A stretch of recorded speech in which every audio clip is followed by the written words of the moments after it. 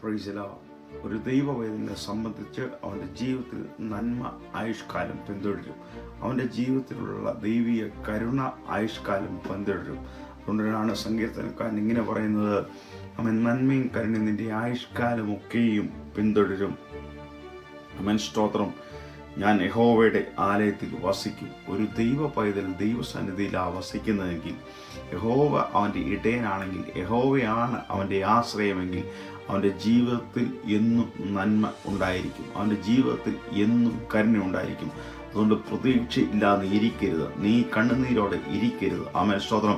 നീ ദൈവത്തിനെ ആശ്രയിക്കുന്നെങ്കിൽ, ദൈവം നിന്റെ ഇടയനാണെങ്കിൽ, നോൽക്കാലം ഞാൻ പറയുക, അവൻ ദൈവിക സാന്നിധ്യം, ദൈവിക കരുണ, ദൈവിക നന്മ ഇന്നൊരു ദിവസത്തേക്കല്ല, 2 ദിവസത്തേക്കല്ല, നിന്റെ ആയുഷ്കാലം, നീ ഈ ഭൂമിയിൽ വസിക്കുന്നിടത്തോളം കാലം ഇത് രണ്ടും നിന്റെ കൂടെ പിന്തുടരും. ആമേൻ. ദൈവം നിങ്ങളെ അനുഗ്രഹിക്കട്ടെ.